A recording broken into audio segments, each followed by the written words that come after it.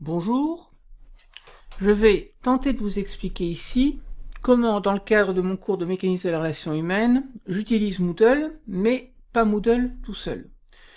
C'est Moodle combiné avec des supports papier et avec aussi des activités en classe. Donc ça fait partie d'un tout, mais je précise qu'il y a une démarche particulière qui est derrière. Bon, point de départ, j'ai un cours de mécanisme de la relation humaine. C'est un élément fondamental dans la formation des éducateurs spécialisés. Je constate qu'il n'y a pas une très grosse efficacité du cours quand je l'aborde de manière théorique. Il faut quelque chose de pratique. Oui, c'est une population d'éducateurs spécialisés en deuxième bloc de formation. Je me rends compte qu'il est nécessaire d'être actif et surtout pas trop passif, mais que sans la théorie on n'ira pas très loin, et que donc il faut aborder la théorie, mais en passant par la pratique. Comment faire? Je vais utiliser différents leviers. Alors, les points de départ, on pourrait dire qu'il y a une espèce de circuit où tout démarre dans la première boîte qui est là à gauche. Alors, ça démarre au départ de Moodle, de temps de cours avec atelier dans la classe, ou de missions que je confie aux élèves. Voilà le point de départ. Et ils sont propulsés sur le circuit ici, où ils vont devoir aborder des cahiers d'exercice. En fait, la stratégie, ce sont des notions qui sont apprises, mais avec un jeu de questions-réponses qui est interactif. Il y a des capsules vidéo où on fait ce que je raconterais au cours si je faisais un cours ex cathedra se trouve. Et il y a ce que j'appelle un slideshow memento, qui n'est pas donc en fait quelque chose de commenté, ce sont des images muettes qui essaient de garder l'essentiel des notions à retenir dans sa pratique professionnelle. Alors j'ai tenté de voir différents éléments, de les développer un petit peu plus pour que vous compreniez.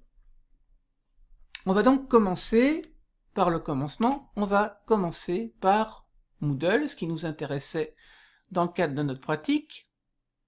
Voilà à quoi ressemble actuellement le Moodle de mon cours. Donc,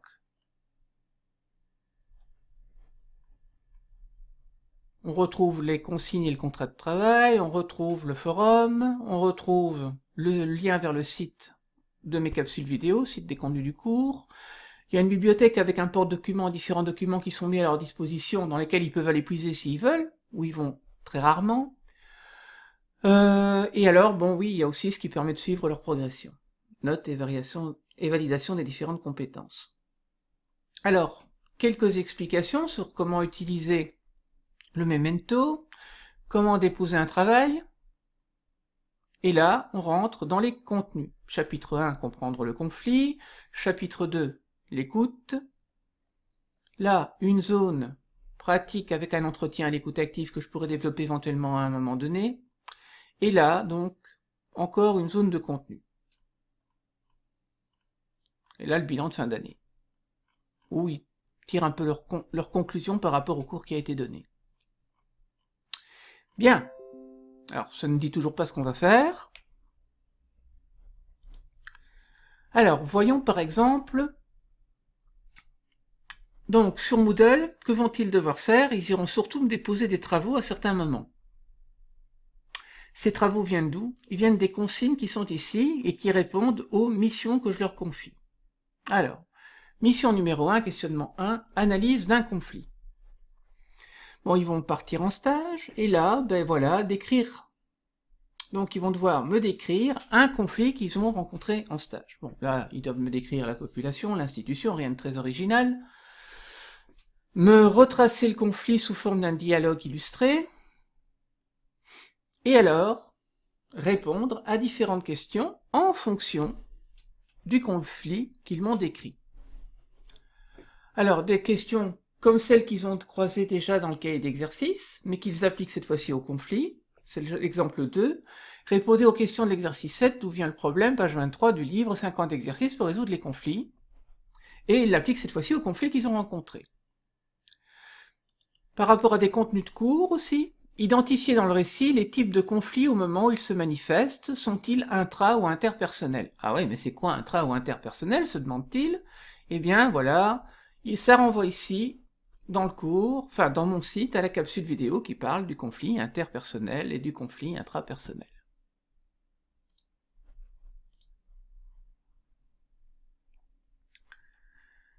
Voilà donc par quoi ils vont passer, des questions auxquelles ils vont devoir répondre en fonction du conflit qu'ils analysent, et chaque fois, en fonction du questionnement, ils ont le lien utile qui renvoie aux notions théoriques, s'ils les ont un peu perdues de vue, ou s'ils n'ont pas tout à fait compris.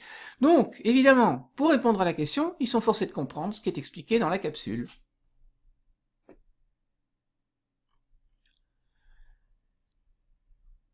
Ensuite, donc, ils vont devoir, donc on a vu les cas d'exercice, ils se baladent dans les capsules vidéo, on va s'intéresser au slideshow Memento. Alors le slideshow Memento, il sort surtout des temps de cours en classe avec les ateliers. On essaie de retenir l'essentiel des choses, on essaie de fixer les éléments essentiels. Quelle stratégie ai-je développée? Bon, là par exemple, c'est sur le cours sur l'écoute. Et vous voyez que là, j'ai mis des QR codes. Bon, on va se demander à quoi ça peut bien servir ces fameux QR codes. Bon, alors ce QR code-là rappelle tout simplement le slideshow qui est là. Alors, on me dirait qu'est-ce qu'il fait là puisqu'on est déjà dans le slideshow? Mais c'est parce qu'il est aussi sous format papier. Et que dans le format papier, s'ils veulent réaccéder au slideshow, il suffira de scanner le QR code pour retrouver le slideshow qui est ici. Alors, toujours au format papier, ils vont, voilà, retrouver... Voilà, donc on doit voir la différence entre un problème et un conflit. Là, c'est un rappel. Alors, dessine-moi ton problème. Alors, je le mets sous forme un peu imagée. Alors, c'est quoi un problème? Ah, bon, ils ne se souviennent plus. Eh bien, le QR code renvoie à ces éléments-là, comme ici, le slideshow lui renvoie. Alors, c'est quoi un problème? Eh bien, voilà l'explication. Bienvenue aux capsules du Une capsule vidéo qui explique ce qu'est un problème. À la question suivante en 2 minutes. Qu'est-ce que la résolution de problème? La résolution...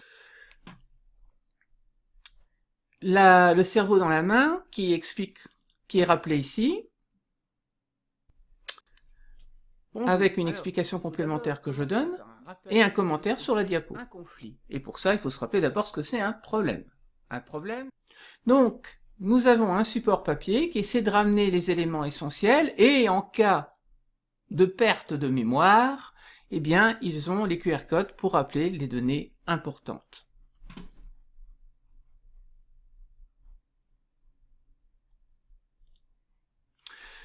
Donc, avec ces différents mouvements, j'espère qu'au fur et à mesure, l'élève, par ce mouvement de circulation sur les contenus, va peu à peu les intégrer, et grâce à la mise en pratique en classe, également. Alors, vous me direz, oui, mais enfin, vous auriez pu mettre dans Moodle tous ces éléments-là, au lieu d'ajouter des éléments, en fait, qui sont des greffons. Oui, mais vous vous rendez compte très rapidement que Moodle, quand on met beaucoup d'éléments, on a une liste défilante qui est très longue, et pour finir, les élèves finissent par s'y perdre. Alors, la plupart des collègues résolvent le problème en ne faisant apparaître que ce qui est nécessaire au moment nécessaire. Mais comme ma démarche est que l'élève progresse individuellement à son rythme, je suis forcé de tout mettre à disposition, et de laisser aussi les anciens éléments à disposition. Donc, pour résoudre ce problème de complexité, j'ai joué avec différents supports où ils peuvent aller puiser. Alors, évidemment, je suis conscient que ça peut perturber, que ça peut perdre les choses, mais d'un autre côté, si je mets tout dans Moodle pour l'avoir essayé, je peux vous dire que ça ne fonctionne pas. L'autre problème que j'ai, c'est en fait la force, je dirais pas la force, le débit du réseau à l'école, mais de toute façon, c'est le problème qui se pose dans tous les campus, le débit n'est pas suffisant. Je ne peux donc pas espérer que l'élève va aller sur Moodle et que tous mes élèves vont pouvoir y aller simultanément en prenant leur ordinateur. Je suis donc forcé de pouvoir travailler en différé dans le temps. Raison pour laquelle j'ai mis ces différents supports qui permettent de surmonter quelques difficultés en créant d'autres, mais ça, on ne peut pas avoir le beurre et l'argent du beurre. Voilà, j'espère avoir plus ou moins expliqué correctement les choses et peut-être plus efficacement que lors de ma première présentation.